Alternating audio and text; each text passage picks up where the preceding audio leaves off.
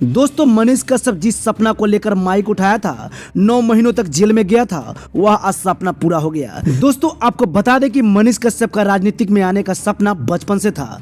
आज देखिए ऐसा टाइम आ गया कि मनीष कश्यप सहित पूरा परिवार राजनीतिक क्षेत्र में आ गया। दोस्तों आप सभी को पता ही है कि मनीष कश्यप अचानक बीजेपी पार्टी को छोड़कर आरजेडी पार्टी में शामिल हो चुका है। यानी मनीष कश्यप और तेजस्वी यादव का दुश्मनी एकदम खत्म हो चुका है। दोस्तों एक खबर तेजी से वायरल हो ही रहा था कि एक और खबर अभी अभी सोशल मीडिया पर तेजी से वायरल हो रही है कि मनीष कश्यप की मां भी अब चुनाव लड़ेगी। लेकिन दोस्तों किस पार्टी से चुनाव लड़ेगी और किस क्षेत्र से लड़ेगी, बताएंगे पूरी खबरों की जानकारी हम इसी वीडियो में। इससे पहले इस चैनल को सब्सक्राइब कर बेल आइकन घंटी को दबाकर इस वीडियो के साथ बने रहिएगा। दोस्तों आपको बता दें कि मनीष कश्यप आज की टाइम में राजनीति का बहुत बड़ा बादशाह बन चुका है।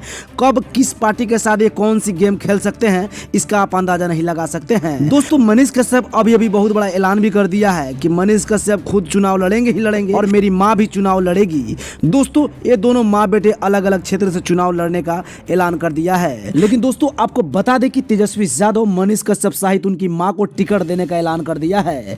लेकिन 90% चांस लग रहा है कि मनीष कश्यप आरजेडी पार्टी से ही चुनाव लड़ेंगे और 10% चांस लग रहा है कि बीजेपी पार्टी से चुनाव लड़ेंगे। लेकिन दोस्तों आप कमेंट करके जरूर बताइएगा कि मनीष कश्यप सहित उनकी मां को आरजेडी पार्टी से चुनाव लड़ना सही रहेगा या बीजेपी पार्टी से।